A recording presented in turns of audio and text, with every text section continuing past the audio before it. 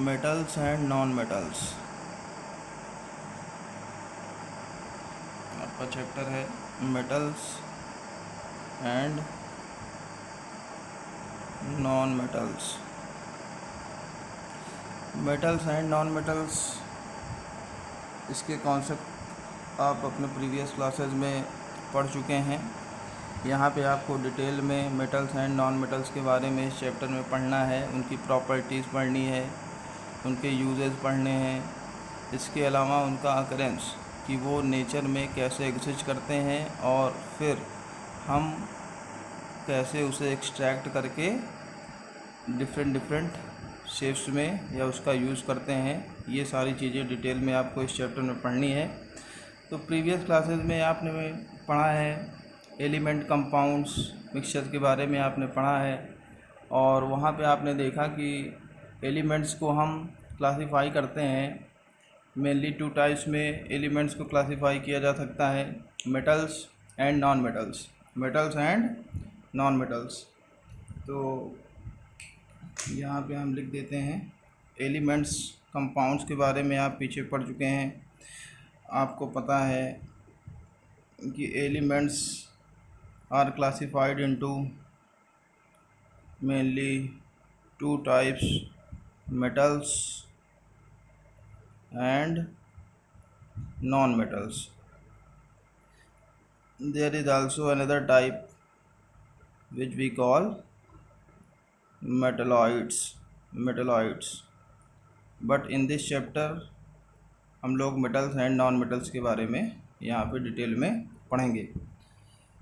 तो अब first question यहाँ जो अराइज होता है कि मेटल्स भी एलिमेंट्स हैं, नॉन मेटल्स भी एलिमेंट्स हैं, तो हम किन एलिमेंट्स को मेटल बोलेंगे और किन एलिमेंट्स को नॉन मेटल बोलेंगे। आपको मेटल्स के एग्जांपल पता है, नॉन मेटल्स के एग्जांपल पता हैं। हो सकता है आपको फिजिकल प्रॉपर्टीज़ भी पता हो, मेटल्स की कुछ प्रॉपर्टीज़ आपको प्रीवियस क्लासेस में बताई गई हैं, इसको भी पता होगा। लेकिन डेफिनीशन डिफ़ाइन कैसे करेंगे? अगर मेटल्स की डेफिनीशन हमें लिखनी हो तो मेटल्स को कैसे डिफ़ाइन करेंगे? देखिए,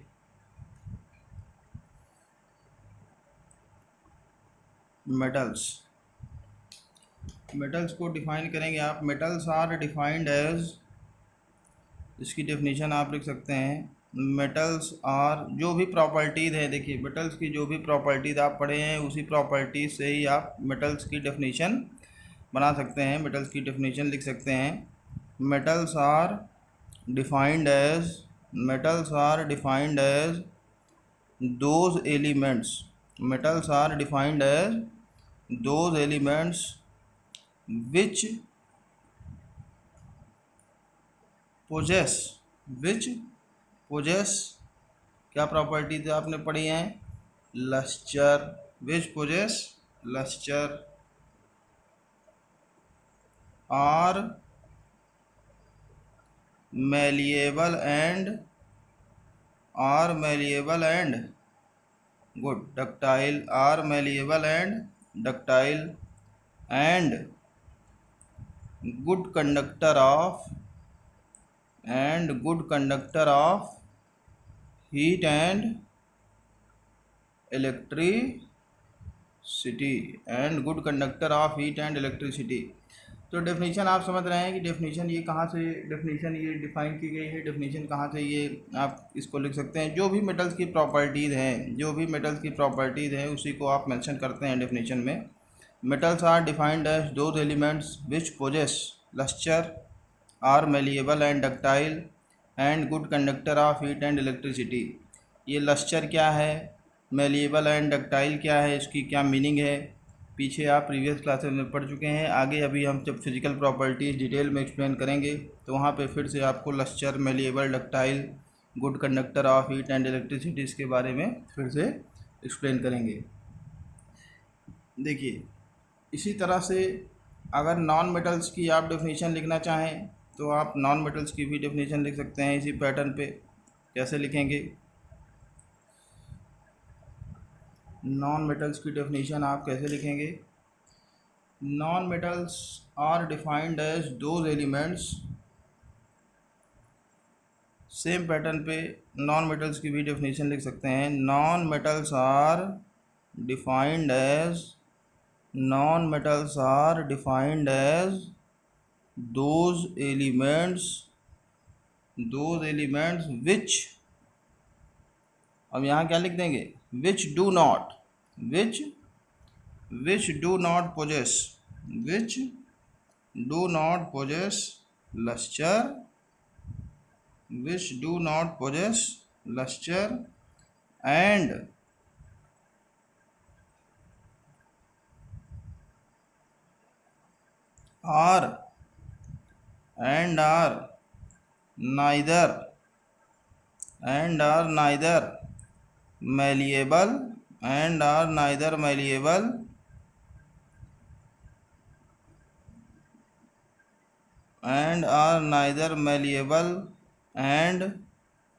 luster and are neither malleable and ductile nor good conductor of heat and electricity, nor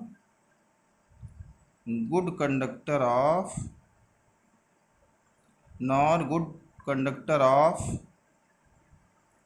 heat and electricity.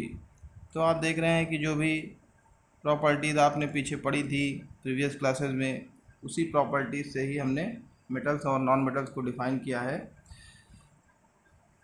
Metals are defined as those elements which possess lustre, are malleable and ductile and good conductor of heat and electricity. Non metals को same pattern पे आप define करेंगे। Non metals are defined as those elements which do not possess lustre and are neither malleable and ductile nor good conductor of heat and electricity. जिसको भी इन words की meaning नहीं आती है उसको हम आगे अभी एक्सप्लेन करेंगे।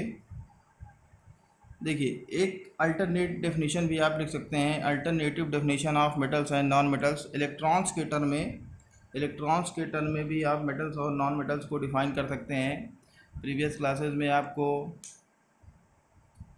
एटम, मॉलिक्यूल, आयंस के बारे में बताया गया था और वहाँ पे आयंस कैसे फॉर्म होते हैं, इलेक्ट्रॉन्स लूज होगा कि इलेक्ट्रॉन्स गेन होगा, कौन इलेक्ट्रॉन लूज करता है, कौन सा एलिमेंट इलेक्ट्रॉन गेन करता है, उस पैटर्न पे भी आप मेटल्स एंड नॉन मेटल्स को डिफाइन कर सकते हैं। देखिए क्या डेफिनेशन लिखेंगे, alternative definition of metals and non metals. Another definition, एक दूसरी डेफिनेशन भी आप मेटल्स नॉन मेटल्स की लिख सकते हैं। Another definition of metals and non metals electrons के टर्म में, इन टर्म्स ऑफ गेन और लूज ऑफ इलेक्ट्रॉन्स। कैसे डिफाइन करेंगे, देखिए मेटल्स, आपको पता है कि मेटल्स जनरली क्या करते हैं, इलेक्ट्रॉन्स लूज करते हैं और इलेक्ट्रॉन्स लूज करके क्या फॉर्म करते हैं, पॉजिटिव आयन कैटायन, जिसे आप बोलते हैं मेटल्स आर इलेक्ट्रो पॉजिटिव। तो आप लिखेंगे metals may also be defined as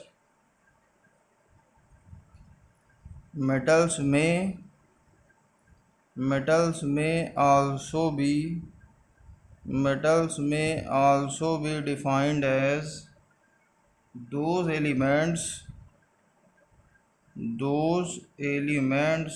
which, क्या लिखेंगे, which क्या करता है metals, which loose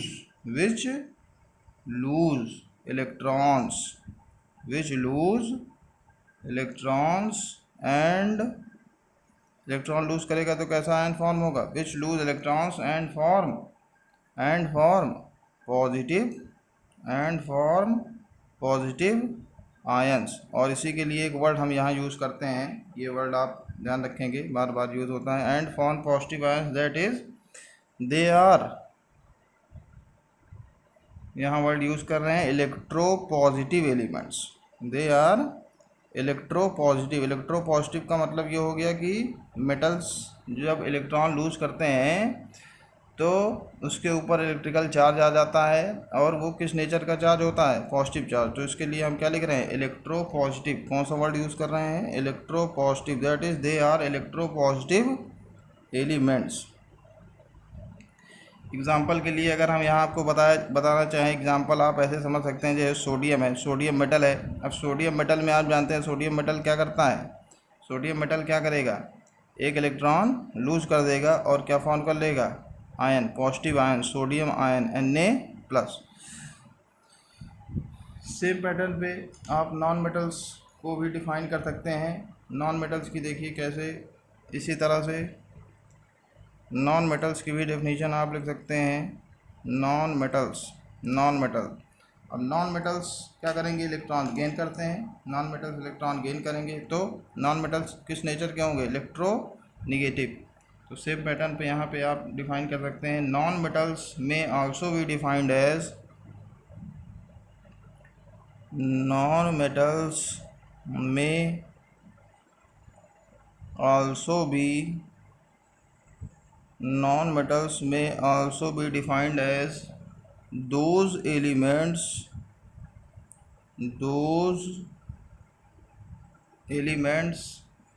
which may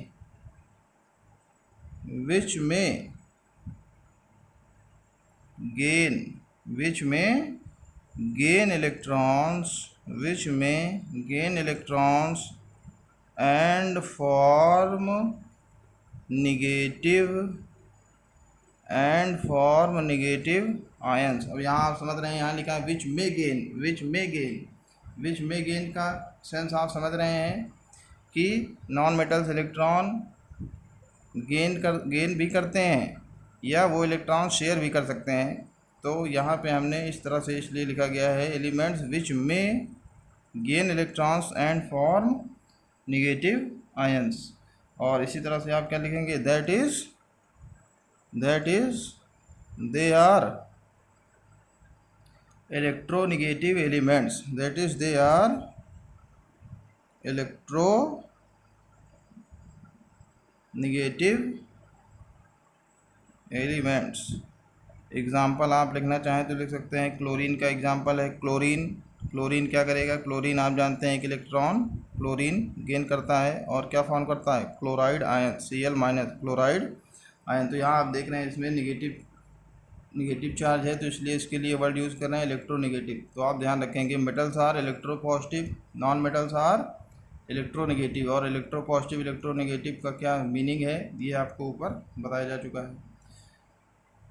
examples, अगर एग्जाम्पल्स की बात करें तो एग्जाम्पल्स में मेटल्स, नॉन मेटल्स के एग्जाम्पल आप जानते हैं, ढेर सारे मेटल्स हैं, sodium, potassium, magnesium, calcium, barium, aluminium, copper, silver, gold, platinum, nickel, chromium, iron, ढेर सारे मेटल्स हैं। ये सारे नेम भी आपको याद रखने हैं, एग्जाम्पल आपको याद रहना चाहिए।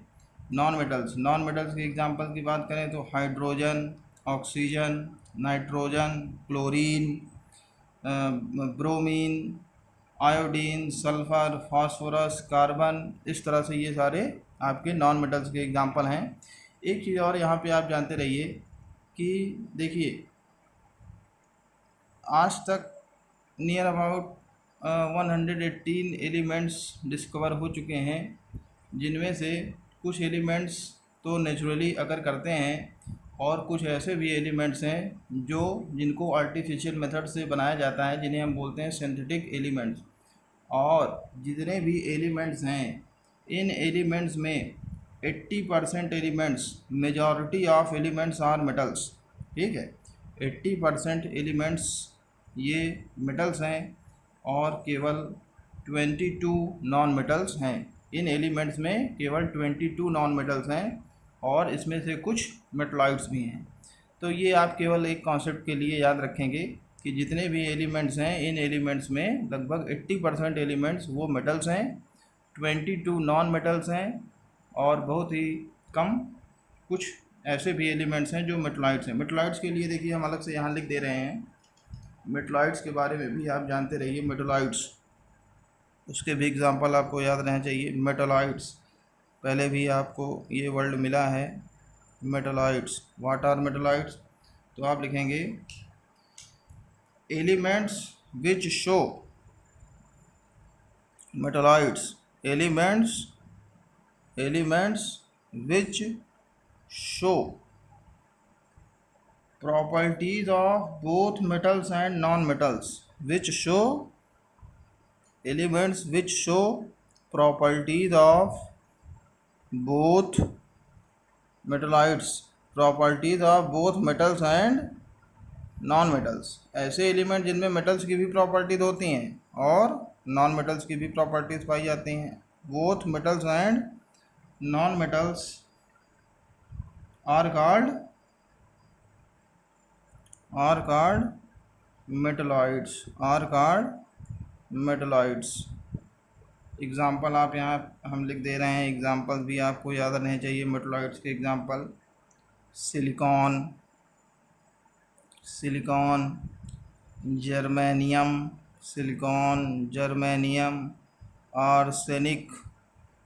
आर्सेनिक, एंटीमनी,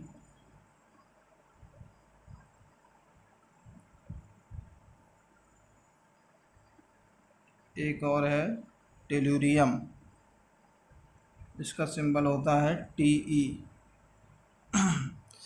तो मेटलॉइड्स की भी प्रॉपर्टीज़, मेटलॉइड्स की डेफिनेशन और इसके भी एग्जांपल्स आपको याद रहने चाहिए। आप मेटल नॉन मेटल्स के बारे में पढ़ रहे हैं तो ये वर्ड भी उसी से रिलेटेड है, मेटलॉइड्स। नेक्स्ट अब हम डिस्कस करेंगे थोड़ा सा importance of metals and non metals, या आप कहिए यूजेज। तो आप सभी जानते हैं, आप अपने डेली लाइफ में ढेर सारे सब्सटेंसेस, ढेर सारे प्रोडक्ट्स यूज़ करते हैं, ढेर सारी चीज़ें आप अपने आसपास देखते रहते हैं और लगभग ज़्यादातर चीज़ें ये सब मेटल्स से मिल करके बनी होती हैं या मेटल नॉन मेटल से मिल करके बनी होती हैं। तो कुछ स्पेसिफिक यूजेस हम यहाँ पे आपको मेंशन कर दे रहे हैं, लिख दे रहे हैं, इन केस आपको कभी क्वेश्चन आ सकता है। Uses of metals non metals या applications of metals and non metals, importance of metals and non metals. तो उस केस में आपको ये याद रहना चाहिए। देखिए, importance of metals and non metals. हमारी डेली लाइफ में क्या इम्पोर्टेंस है मेटल्स और नॉन मेटल्स का, हम क्यों ये चैप्टर पढ़ रहे हैं, क्या इसका इम्पोर्टेंस है, किस तरह से ये हमारी लाइफ को अफेक्ट करता है। इम्पोर्टेंस ऑफ मेटल्स, पहले हम मेटल्स की बात करते हैं। Importance of metals, importance of metals तो हम शॉर्ट में लिख रहे हैं, आप क्योंकि जानते हैं इसलिए। इम्पोर्टेंस ऑफ मेटल्स, कहाँ कहाँ आप इसे अपनी डेली लाइफ में किस तरह से आप इसे यूज़ करते हैं। तो पहला है यूटेंसिल्स मतलब जो बर्तन वगैरह आप अपने घर में यूज़ करते हैं वो जनरली किसका बना होता है, मेटल्स के। कौन से metals like aluminium, copper, brass, stainless steel, ये सब कुछ हमारे मेटल्स हैं और इनकी हेल्प से ये सारे यूटेंसिल्स बने होते हैं जो आप अपने घर में यूज़ करते हैं। Metals utensils used at home are made of aluminium, copper, brass, stainless steel. Brass, stainless steel ये एलॉयज़ भी मेटल्स से ही मिलके उनके ही मिक्सचर हैं, मेटल्स के ही यूटेंसिल्स। और कहाँ इसका यूज़ है, construction of buildings and bridges के कंस्ट्रक्शन में आप मेटल्स का यूज करते हैं। In the construction of buildings में आप जानते हैं सरिया वगैरह लगता है। In the construction of buildings and bridges. इसके अलावा जो आपके ऑटोमोबाइल्स हैं, कार है, एरोप्लेन है, ट्रेन है, शिप है, ये सब भी इनके मैन्युफैक्चर में भी इनके जो बॉडी पार्ट्स होते हैं वो सारे भी मेटल से मिलकर के बनते हैं। मैन्युफैक्चर ऑफ ऑटोमोबाइल्स हम यहाँ लिख दे रहे हैं, manufacture of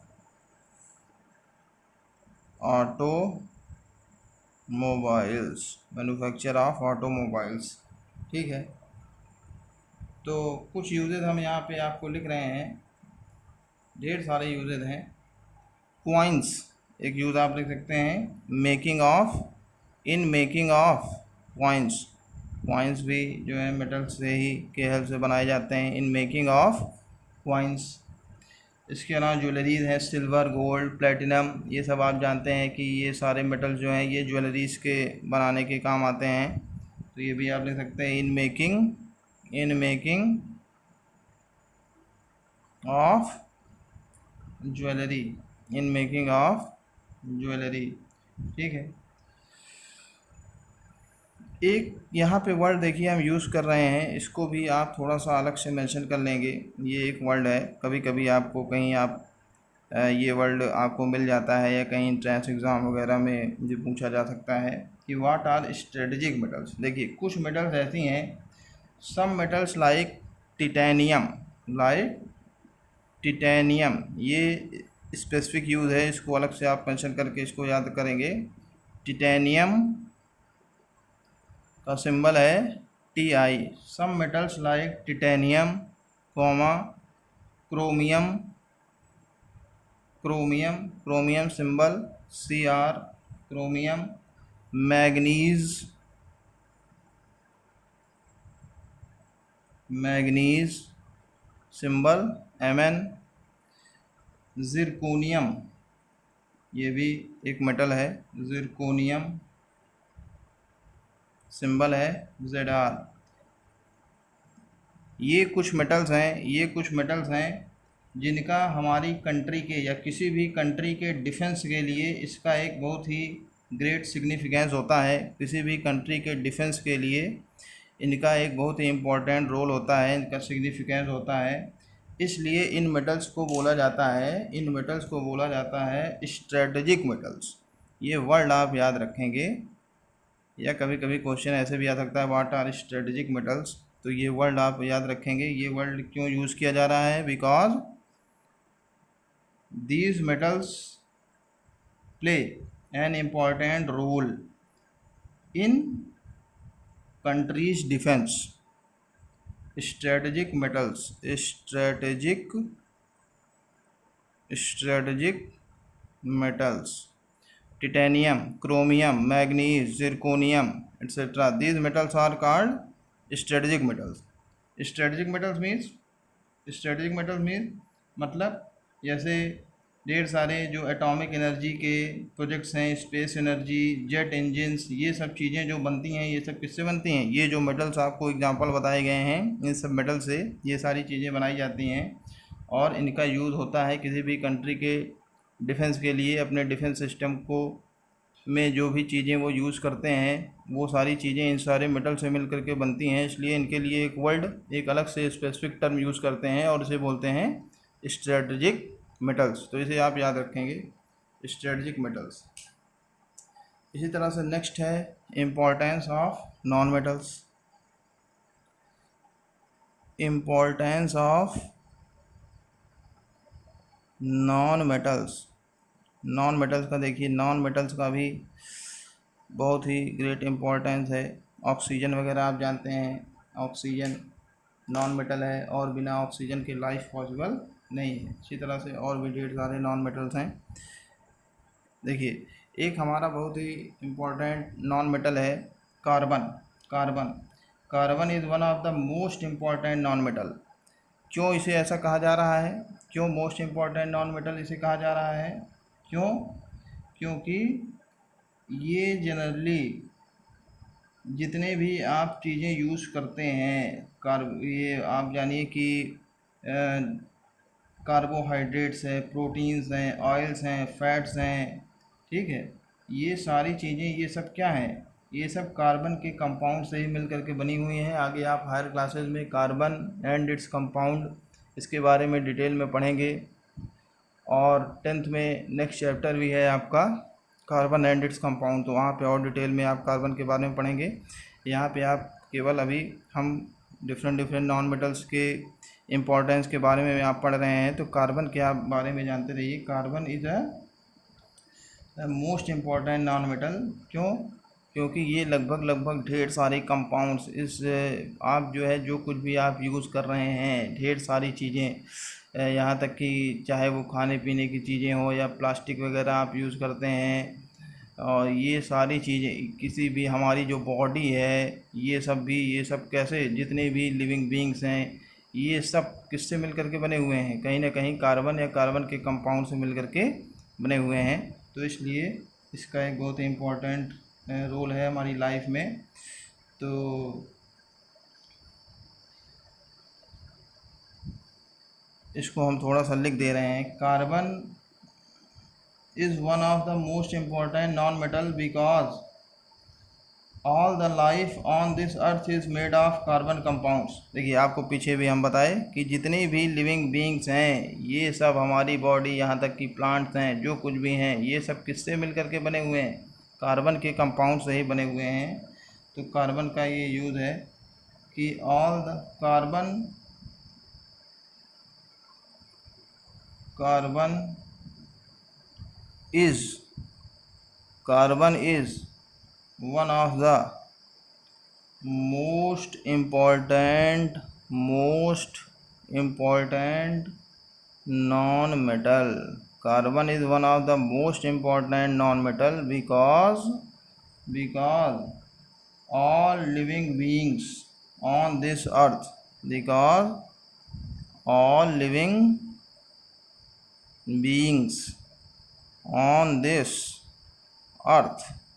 on this earth is made of carbon compounds, are made of carbon compounds। तो आगे आप डिटेल में भी पढ़ेंगे कार्बन और कार्बन कंपाउंड्स के बारे में। अलग से आपके कोर्स में, आपकी क्लास में चैप्टर भी है, और हायर क्लासेस में आप अलग से एक केमिस्ट्री की ब्रांच ही है जिसको ऑर्गेनिक केमिस्ट्री बोलते हैं। तो वहाँ पे आप केवल कार्बन और कार्बन के कंपाउंड्स के बारे में ही स्टडी करते हैं। इतना इम्पोर्टेंस है कार्बन का कि इसकी एक अलग से ब्रांच ही बना दी गई है केमिस्ट्री में, जिसमें आप केवल कार्बन और कार्बन के कंपाउंड्स के बारे में ही स्टडी करते हैं। तो carbon is one of the most important non metal because all living beings on this earth are made of carbon compounds. ठीक है, आपको एग्जांपल बताया गया है। Carbohydrate, protein, oil, fat, vitamin, enzymes, जो कुछ भी हमारी ग्रोथ के लिए, हमारे डेवलपमेंट के लिए, लिविंग ऑर्गेनिजम्स के लिए इसेंशियल हैं, ये सारी चीज़ें किससे मिल कर के बनी हुई हैं? कार्बन से। इसके अलावा देखिए, कार्बन का एक और इम्पॉर्टेंट यूज़ है कि एक कार्बन के दो एलोट्रोप्स, कार्बन के एक्चुअली 3 एलोट्रोप्स होते हैं। तो इसका एक एलोट्रोप है ग्रेफाइट। ग्रेफाइट जो है, ग्रेफाइट का यूज़ आप जानते हैं, इसका it is used as a electrodes in electrolytic cells and dry cell. जो आप सेल्स वगैरह यूज़ करते हैं अपने घर में, नॉर्मल जो ड्राई सेल यूज़ करते हैं, उसमें आप देखते हैं कि एक कंडक्टिंग रॉड लगा होता है, वो एक्चुअली ग्रेफाइट का बना होता है। तो ग्रेफाइट भी क्या है? ये कार्बन का ही एक एलोट्रोप है। तो ये भी इसका यूज़ है, ये भी आप यहाँ पे जानते रहेंगे। नेक्स्ट आपका इम्पॉर्टेंट नॉन मेटल है हाइड्रोजन। तो हाइड्रोजन भी देखिए, हाइड्रोजन भी जनरली क्या है कि जितने भी कार्बन के कंपाउंड्स होते हैं, जो ऊपर आपके बताए गए कार्बन के जो भी कंपाउंड्स हैं, जो कि हमारी लाइफ के लिए, हेल्दी ग्रोथ के लिए एसेंशियल हैं, carbohydrate, proteins, oil, fat, vitamins, minerals, enzymes, ये सब जो कुछ भी हैं, इसमें कार्बन तो रहता ही है, साथ साथ इसके हाइड्रोजन भी प्रेजेंट रहता है। तो जितने भी कार्बन के कंपाउंड्स हैं जनरली इसमें हाइड्रोजन भी प्रेजेंट रहता है। तो हाइड्रोजन का भी इम्पोर्टेंट रोल है। ठीक है, इसके अलावा हाइड्रोजन का जो इम्पोर्टेंट यूज़ है वो ये है कि it is used for making vegetable ghee from vegetable oils. Vegetable ghee, जैसे आप उसका ट्रेड नेम डालडा वगैरह जो जानते हैं, ये वेजिटेबल घी, ये कैसे बनता है? ये वेजिटेबल ऑयल से बनता है। और वेजिटेबल ऑयल का हम रिएक्शन कराते हैं हाइड्रोजन से, उसको बोलते हैं हाइड्रोजनेशन। तो ये इसका एक यूज़ है, ये आप जानते रहेंगे कि it is used in the hydrogenation of vegetable oils to make vegetable ghee बनाने के यूज़ में आता है हाइड्रोजन। इसके अलावा आपको यूज़ बताया जा रहा है कि कार्बन के जो यूज़ हैं, कार्बन के जो कंपाउंड्स हैं, जो किसी भी लिविंग बींग्स के हेल्दी ग्रोथ के लिए रिस्पॉन्सिबल हैं, वो सारी चीज़ें कार्बन और हाइड्रोजन से मिल करके बनी हुई होती हैं, उसमें हाइड्रोजन भी होता है। तो ये एक यूज़ तो है ही है। इसके अलावा जो दूसरा यूज़ हम यहाँ मेंशन कर रहे हैं, इसको भी आप जानते रहेंगे, हाइड्रोजन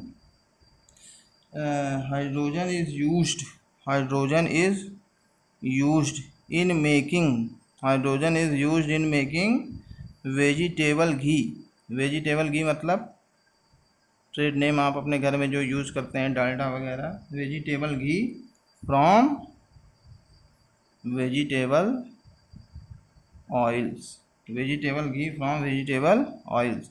इस प्रोसेस को बोलते हैं हाइड्रोजिनेशन।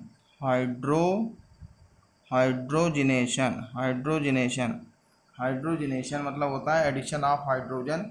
वेजिटेबल ऑयल्स में हाइड्रोजन का एडिशन हो जाता है, रिएक्शन कराई जाती है, आगे आप पढ़ेंगे, और उसको वेजिटेबल घी में कन्वर्ट किया जाता है। नेक्स्ट चैप्टर में आपको मिलेगा कार्बन एंड इट्स कंपाउंड में। नेक्स्ट आपका इम्पॉर्टेंट नॉन मेटल है ऑक्सीजन। ऑक्सीजन का इम्पोर्टेंस आपको बताने की ज़रूरत नहीं है। ऑक्सीजन का क्या इम्पोर्टेंस है? Oxygen is important for existence of life and combustion processes. आपको बार बार बताया गया है कि कोई भी ऑक्सीजन क्या है, ये सपोर्टर ऑफ कंबशन है। कोई भी चीज़ें जो कि जलने में सहायक है, कोई भी चीज़ें बिना ऑक्सीजन के ये जल नहीं सकती हैं। तो ये इसके अलावा लाइफ के लिए आप जानते हैं कि जितनी भी लिविंग बॉडीज़ हैं सबको ज़िंदा रहने के लिए ऑक्सीजन ज़रूरी है। तो ये भी एक हमारा बहुत ही इम्पोर्टेंट नॉन मेटल है। इसमें लिख दे रहे हैं oxygen is important for existence of oxygen is important for existence of life oxygen is important for existence of life and combustion processes ठीक है। तो ये ऑक्सीजन का यूज़ है। एक चीज़ और यहाँ याद रखेंगे कि it is the most abundant element in the earth crust followed by silicon. तो कभी कभी जीके वगैरह में ऐसे क्वेश्चन ये मिलते रहते हैं, मोस्ट अबुंडेंट एलिमेंट, तो आप इसे अलग से हम मेंशन कर दे रहे हैं।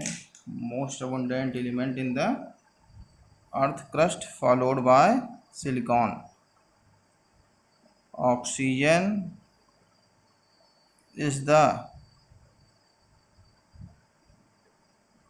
most abundant element in the earth's crust followed by silicon।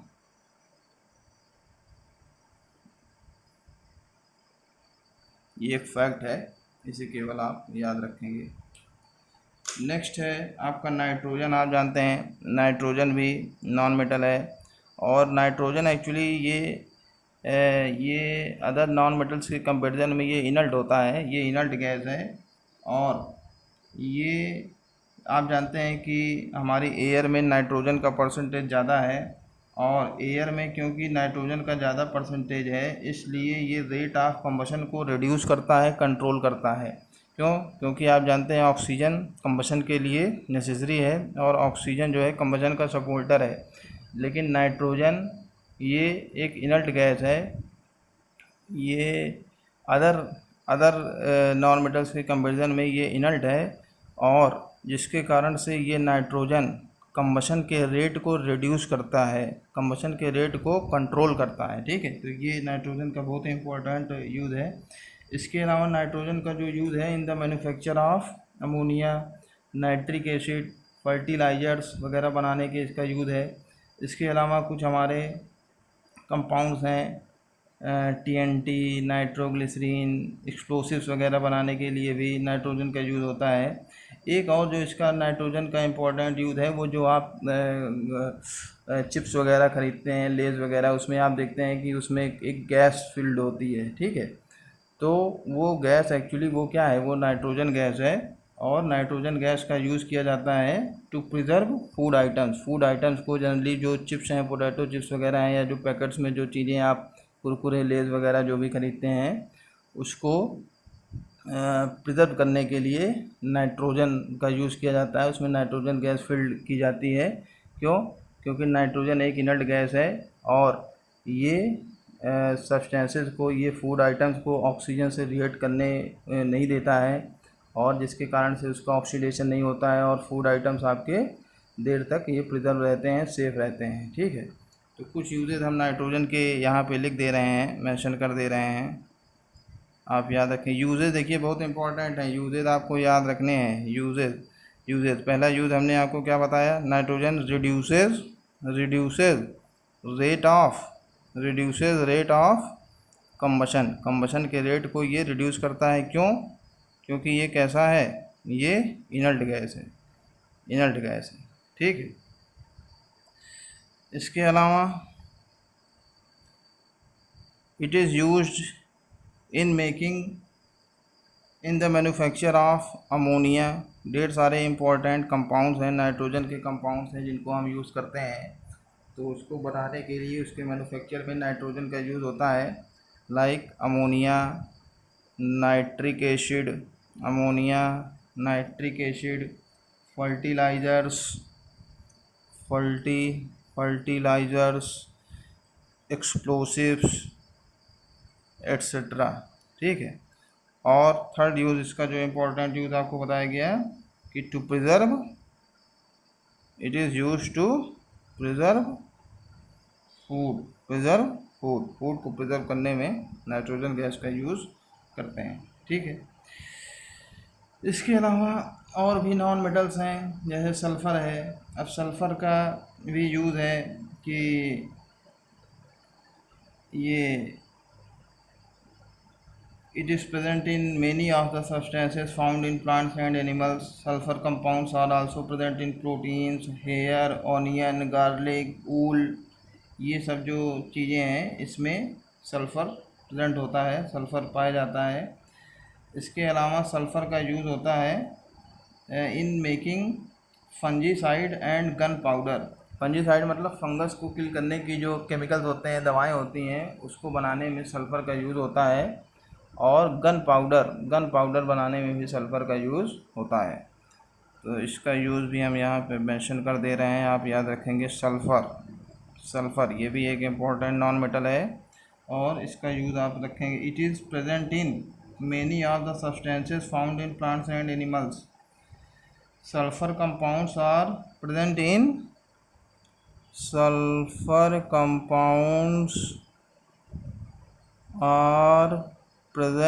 sulfur compounds are present in proteins, hair, onion, garlic etc। ठीक है, इसके अलावा सल्फ़र का यूज़ होता है, it is used as a fungicide and in making gunpowder. तो ये आपको यूज़ है, importance of metals and importance of non metals. तो ये यूजेस बहुत इंपॉर्टेंट हैं, यूजेस आप याद रखेंगे, एग्ज़ाम में आपके यूजेस पूछे जा सकते हैं। ठीक है, अब नेक्स्ट हमको जो टॉपिक पढ़ना है वो है properties of metals and non metals. Properties में देखिए दो तरह की प्रॉपर्टीज़ होती हैं, physical properties and chemical properties. तो पहले हम फिजिकल प्रॉपर्टीज़ पढ़ेंगे, मेटल्स एंड नॉन मेटल्स की अलग अलग फिजिकल प्रॉपर्टीज़ पढ़ेंगे, देन हम केमिकल प्रॉपर्टीज़ भी डिस्कस करेंगे। तो नेक्स्ट टॉपिक है हमारा physical properties of metals and non metals. Next part में हम इसको पढ़ेंगे।